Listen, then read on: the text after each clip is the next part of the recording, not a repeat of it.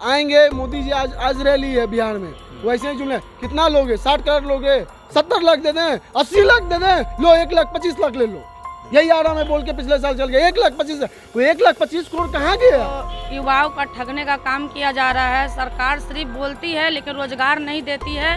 गरीब बहुत पानी में इस बार मरे हैं, वो क्या बात करेंगे। पप्पू यादव तो खुद सुशील मोदी को घर में जाके उनके गार्ड को खाना दिए हैं, तो वो क्या हम लोग को सरकार देंगे? वो तो गरीब को सिर्फ मारने का और ठगने का काम करते हैं। लेकिन इस बार हम लोग भी मूड बना लिए हैं कि हम लोग भी बीजेपी को वोट नहीं देंगे और सिर्फ हम लोग सिर्फ जन अधिकार पार्टी को ही जिताएंगे। बिहार का मुख्यमंत्री इतना बेशर्म मैंने कहीं का नहीं देखा, जिसने मना कर दिया कि हम अपने प्रदेश के अंदर लोगों को घुसने नहीं देंगे। जो लोग बेचारे पैदल चल के आ रहे थे, इसी बिहार में एक और नेता है पप्पू यादव, जो वहाँ दिल्ली बॉर्डर पे खड़ा होके 350 बस पास कराता और हर बस को अपने पैसे से भेजा है। उसके बाद लोगों को खड़े होकर 500-1000 रुपये बांटते हुए मैंने उस शख्स को देखा। तो कम से कम इससे सीख लेना चाहिए लोगों को। शहर में आप घूम लीजिए, कहीं कोई नहर नाला साफ नहीं है, गंदगी भरी हुई है, कोई विकास नहीं है, जैसा है वैसा ही पड़ा हुआ है। और अभी यहाँ तक कि वो जनता से मिलने तक नहीं आते हैं। मैं आपको बताऊँगा बिहार में का बा, बिहार में लूट बा, बिहार में हत्या बा, बिहार में बेरोजगारी बा, बिहार में सब कुछ बा, लेकिन काम की कोई चीज़ नहीं। आपको रोजगार नहीं मिलेगा। मैं कोई व्यवस्था यहाँ पर नहीं है। देहात से भी बेहतर है। हम लोग डोर टू डोर जा रहे हैं, संपर्क कर रहे हैं, कोई ना गली सुविधा ना लाइनिंग वाला भी कोई व्यवस्था नहीं है। यहाँ पर कोई देहात से भी पटना गए गुजरा है।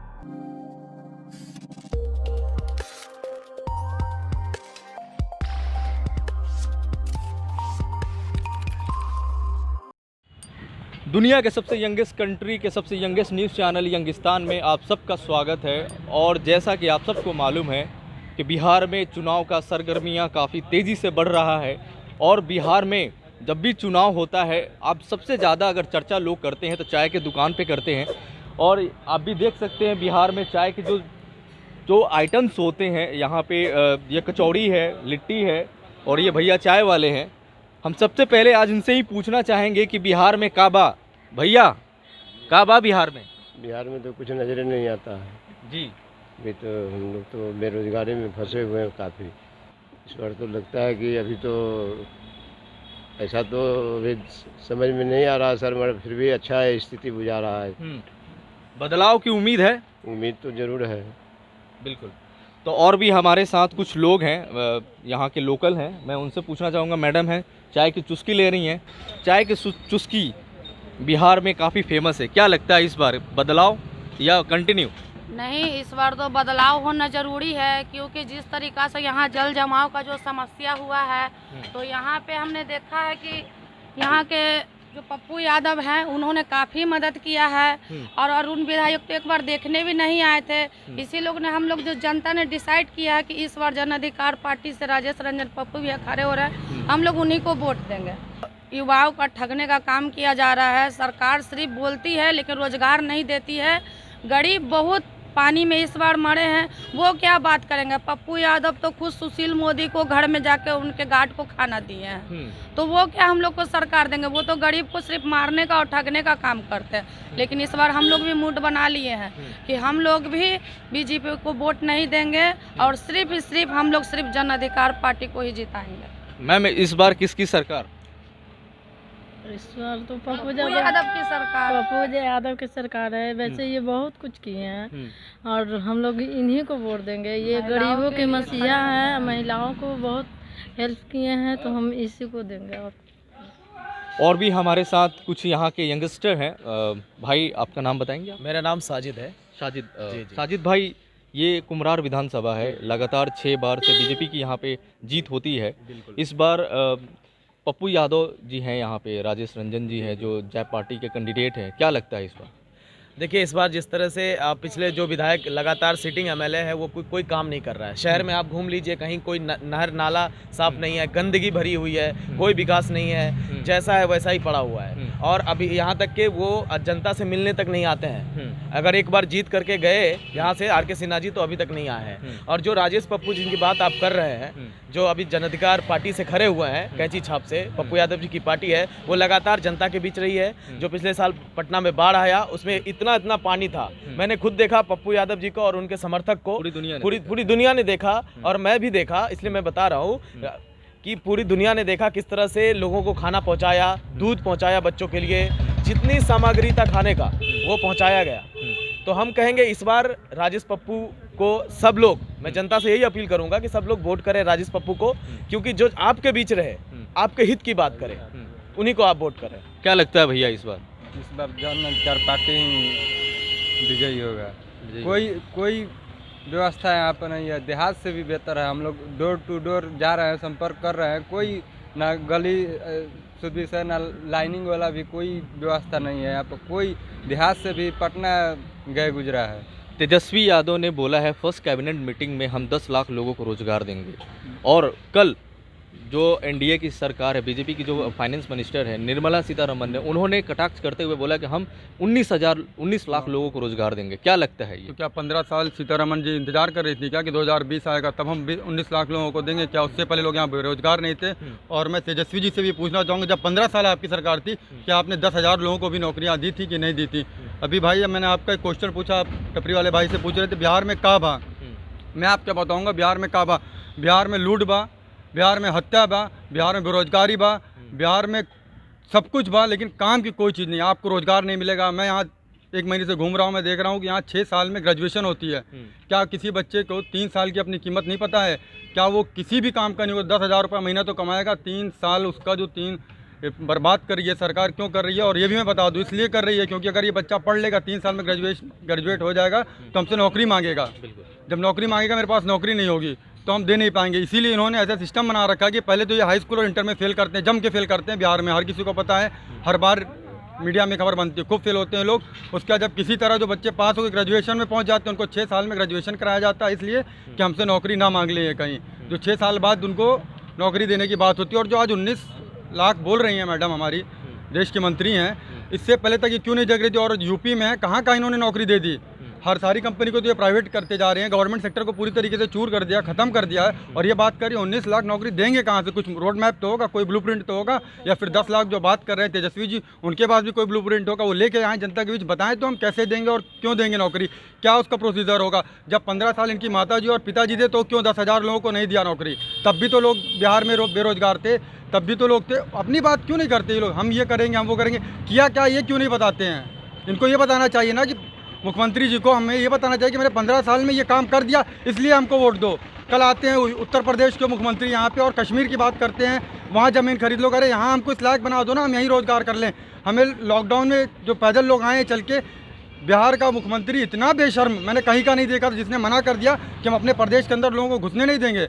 जो लोग बेचारे पैदल चल के आ रहे थे। इसी बिहार में एक और नेता है पप्पू यादव, जो वहाँ दिल्ली बॉर्डर पे खड़ा होकर 350 बस पास कराता और हर बस को अपने पैसे से भेजा है। उसके बाद लोगों को खड़े होकर 500-1000 रुपये बांटते हुए मैंने उस शख्स को देखा है। तो कम से कम इससे सीख लेना चाहिए लोगों को। बिहार में आज प्राइम मिनिस्टर नरेंद्र मोदी का पहला सभा है सासाराम में। क्या लगता है इस बार कुछ नहीं होगा? वो जुमलेबाजी हैं, बिहार वाले बहुत अच्छे से जानते हैं और उनको उस चीज़ का 10 तारीख को पता चल जाएगा। मुख्यमंत्री जी क्यों मुख्यमंत्री नहीं घूम रहे, उनको पता, इसी क्षेत्र में पहले घूमते थे, क्वारंटाइन हो गए, सबको यहाँ पता चल गया। अपनी इज्जत बचाने के लिए कोरोना का बहाना लेके अब देखिएगा प्रधानमंत्री भी आ जाएंगे, फिर जाके क्वारंटाइन हो जाएंगे, दोबारा नहीं आएंगे। आज उनको अपनी सच्चाई पता 12 सभाएं हैं बिहार में, कैंसिल होंगी। मुख्यमंत्री उप मुख्यमंत्री की भी यहाँ पे कई जिस विधानसभा में खड़े यहीं लगातार हर रात इनकी प्रोग्राम लगा था, हर रात का प्रोग्राम इनका यहाँ था। आज नहीं आ रहे क्योंकि उनको पता है पब्लिक जहाँ जा रहे हैं, एनडीए के समर्थकों को जूता चप्पल पड़ रहा है, पब्लिक जागरूक हो चुकी है। अब वो जनता नहीं रही, यूथ है इस टाइम, यूथ बहुत जागरूक हो चुका। यूथ अपना हक मांग रहा है। यूथ बेरोजगारी नहीं चाहता, यूथ चाहता है हमको रोजगार मिले। क्यों नहीं इंडस्ट्रीज बिहार में लगती हैं? क्यों नहीं कोई आईटी सेक्टर्स बिहार में आता? हमको ग्रेजुएशन करने के बाद क्यों दिल्ली, बम्बई का और गुजरात का? इसका जवाब तो नीतीश कुमार ने दिया कि यहाँ पे समुद्र नहीं है, इसलिए हम इंडस्ट्री ज़्यादा डेवलप नहीं कर पाए। ये तो उनकी बचकानी हरकत है। इंडस्ट्रीज नहीं है, आईटी सेक्टर आने के लिए कौन से समुद्र की जरूरत होती है, कौन से लॉजिस्टिक की जरूरत होती है? आईटी सेक्टर तो ला सकते हैं ना वो यहाँ पे। क्यों ऐसा करते हैं वो? ये सिर्फ एक बहाना है, छल है। और बिहार का यूथ बहुत होशियार है, बहुत समझदार है, वो जाग चुका है, अब सो नहीं रहा है। पहले वाला यूथ नहीं, अब जात पात पे राजनीति नहीं हो रही है, अब डेवलपमेंट पे राजनीति होगी। और डेवलपमेंट जो करेगा उसको वोट मिलेगा। यूथ जानता है, जिसके पास कुछ नहीं था, जो सांसद भी नहीं था, विधायक भी नहीं था, तब लोगों को इतनी मदद किया है। जिस दिन इसके हाथ में पावर मिलेगा, बिहार का एक भाई भी बिहार से बाहर नहीं जाएगा काम करने, यहीं कमाएगा, यहीं खर्च करेगा, यहीं बिहार के सरकार को पैसा टैक्स मिलेगा। तो सरकार अपने आप बढ़ेगी। जब हम इंडस्ट्रीज नहीं लाएंगे, फैक्ट्रीज जितनी चीनी मिल थी यहाँ सारी बंद कर दी गई। मुख्यमंत्री जो चल रहा था उसको भी बंद कर दी। कैसे मुख्यमंत्री हमको समझ में नहीं आता, ये हर टाइम नशे में ही रहते हैं क्या? और इनको लोग, मैं आ रहा था फ्लाइट में, मुझसे एक साथी मिल गया, कोई भक्त होंगे इनके, कह रहे थे ये लौह पुरुष हैं और विकास पुरुष है। मैं इनको कहना चाहता हूँ ये विनाश पुरुष और लहू पुरुष है। जिस तरीके से मैं लगातार बिहार में देख रहा हूँ, इतना मर्डर हो रहा है, इतने दंगे होते हैं, तो लहू पुरुष हैं और विनाश पुरुष तो आपको पता है इस बाढ़ में यहाँ सफाई और जितना चीज़ आप देख रहे हैं, विकास तो कुछ किया ही नहीं है। कुल मिला के आप गाड़ी लेके निकलिए तो आपको समझ में आ जाएगा, हर 5 किलोमीटर पे ये बुरा हाल है कि विनाश पुरुष है। विकास तो किया नहीं, विनाश किया और लहू बहाया है, खूब लहू बहाया है। Thank you. और एक साथी हैं हमारे साथ, नाम बताएंगे अपना? नाम आदित्य मिश्रा है और मैं पटना विश्वविद्यालय का छात्र हूँ। क्या लगता है इस बार बदलाव होनी चाहिए? देखिए, बिहार में 65% छात्र युवा की वोट है और इस बार छात्र युवा जाति धर्म इस सबसे ऊपर उठ करके अपनी सरकार बनाने की भूमिका में सबसे आगे रहेगी। और ये सत्ता पक्ष और विपक्ष को ये समझ जाना चाहिए कि बिहार में जितनी भी त्रासदी और संकट आई पिछले 5 वर्ष में, उस 5 वर्ष में सिर्फ और सिर्फ पप्पू यादव और उनके जन अधिकार पार्टी, जन अधिकार छात्र परिषद के कार्यकर्ता उनके बीच रहे। बाकी आप देख लीजिए, नेता प्रतिपक्ष कभी भी विधानसभा में सवाल नहीं उठाए, कभी भी लोगों के संपर्क में नहीं रहे। आप देख लीजिए, पटना में बाढ़ आया तो नेता प्रतिपक्ष तेजस्वी यादव जी अपने हरियाणा में अपने जीजा का नामांकन करवा रहे थे। कोरोना महामारी आई तो ये दिल्ली में फंसे हुए थे, ये 1.5 महीना के बाद आए, बोले कि मेरे पैर में चोट है। तो जब त्रासदी आई, यदि आप त्रासदी के समय में, संकट के समय में अपने फैमिली के लिए, अपने परिवार के लिए और इस बिहार के आम जनता के परिवार को छोड़ दीजिएगा तो आप पे कैसे भरोसा की जाती है? ये सिर्फ और सिर्फ जुमलेबाजी चल रही है कि 10 लाख नौकरी देंगे, 19 लाख नौकरी देंगे। आप बताइए कहाँ से देंगे? रेलवे आप बेच दिए, BSNL आप बेच दिए, एयरलाइंस आप बेच दिए, सब कुछ तो आप बेच दिए। इस लॉकडाउन में, कोरोना महामारी में देख लीजिए, बिजनेसमैन का सबसे ज़्यादा नुकसान हुआ है, लेकिन पूरा इंडिया का 39% ग्रोथ नुकसान हुआ है और सिर्फ मुकेश अंबानी का 29% ग्रोथ बढ़ गया है। अब बताइए कि आम जनता से कोई मतलब ही नहीं है। आएंगे मोदी जी, आज रैली है बिहार में, वैसे ही जुमले, कितना लोगे? 60 करोड़ लोगे, 70 लाख दे दें, 80 लाख दे दें, लो 1,25,00,000 ले लो। यही आ रहा मैं बोल के पिछले साल चल गया 1,25,000। वो 1,25,000 करोड़ कहाँ गया? 1,25,000 करोड़ में कितने युवाओं को नौकरी मिल जाता, कितने एम्स खुल जाती, कितने हॉस्पिटल खुल जाती, कहाँ गए? ना स्कूल खुला, ना हॉस्पिटल खुला, ना युवा को रोजगार मिला, पैसे कहाँ गए? ये योजनाएं दिखाते हैं, प्रेस कॉन्फ्रेंस करते हैं, मैंने ये योजनाएं लाए, ये योजनाएं में युवाओं को दिखाइएगा ना, नौकरी कहाँ गई? योजनाएं में आपने क्या चीज़ किया? पुल का उद्घाटन करने से पुल बह जा रहा है, 1,000 करोड़ पता चला कि उसमें घोटाला हो गया, उस पर जाँच क्यों नहीं? ये सब सवाल इस बिहार के त्रासदी में, और छात्र युवा इस बार बढ़ करके एक बदलाव करेगी, नया विकल्प लाएगी, और विकल्प में सिर्फ पप्पू यादव है जो इस बिहार को, जो त्रासदी संकट में बचा सकता है, इस बिहार को बहुत ऊंचाई पे ले जा सकता है। छात्र युवा के साथ हमेशा खड़ा रहा है, महिलाएं के सम्मान के साथ हमेशा खड़ा रहा है। उस व्यक्ति को इस बार मुख्यमंत्री बनना चाहिए और छात्र युवा उनको बनाने में सबसे बड़ा योगदान देंगे। एक और शख्स हमारे साथ है भैया, क्या लगता है इस बार बिहार में NDA की सरकार है, बदलाव होनी चाहिए? जी सर, बिल्कुल होनी चाहिए सर। 15 साल उन्होंने राज किया, 15 साल इन्होंने राज किया, बाकी हम जनता को क्या किया? रिक्शा ठेला भी नहीं रहा, शहर में गरीब लोगों को भोजन नहीं मिला, कपड़ा नहीं मिला, आवास नहीं मिला। ऐलान हो रहा है नल जल योजना, आप गांव में जा कर के देखिए, हम मुजफ्फरपुर के निवासी हैं, आप वहां जाके देखिए कि नल जल में क्या हो रही है। तो इस बार किसको मुख्यमंत्री देखना चाहते हैं? इस बार तो हम पप्पू यादव को ही मानते हैं, क्योंकि पिछले साल जो बारिश और बाढ़ में हम लोगों का जो मिला है मदद, उनसे गरीबों को घर घर तक जा करके अन्न पानी दाना साबुन सब तक, इस बार हम लोग पप्पू यादव को ही देंगे। पहले तो यहाँ पे रोजगार नहीं है, हाँ ठीक है, हाँ और प्लस में यहाँ पे बारिश में आप तो देखे ही क्या हाल है। नाली भी नहर बन जाती है यहाँ पे, नाली में भी इतना पानी, रोड पे इतना पानी, नाली की सिवा छोड़ के रोड पे इतना पानी। स्वास्थ्य यहाँ पे सबसे ख़राब है। आप दिल्ली में जाके देख लीजिए, प्राइवेट अस्पताल से अच्छा सरकारी अस्पताल है बिल्कुल। और यहाँ पे नाला रोड तो इतना घटिया है, ये तो घटिया से भी महाघटिया कहा जा सकता है। सुशासन बाबू तो दावा कर रहे हैं कि बिहार में किसी भी आप जगह पे जाएं रोड आपको अच्छा मिलेगा। चलिए आपको दिखाते हैं। दिखाते हैं कितना अच्छा है। आप एक गाड़ी लेके जाइएगा, 2 किलोमीटर का रास्ता है, 30 से 35 मिनट लगेगा 2 किलोमीटर जाने में।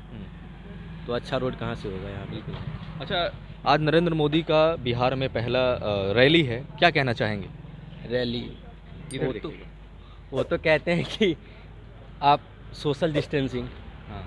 रैली नहीं कीजिए, पहले तो वर्चुअल रैली होगा। आज उसका रैली में देख लीजिए कितना भीड़ है। ठीक है, कहाँ से होगा सोशल डिस्टेंस पालन? वो देखिए वहाँ पे। तो ये थे हमारे साथ यहाँ के बिहार के कुम्हरार विधानसभा के यंगस्टर कह सकते हैं, लोगों का रिएक्शन कह सकते हैं, जो किसके फेवर में वोट जाने वाला है ये 10 तारीख को पता चलेगा रिजल्ट आने के बाद।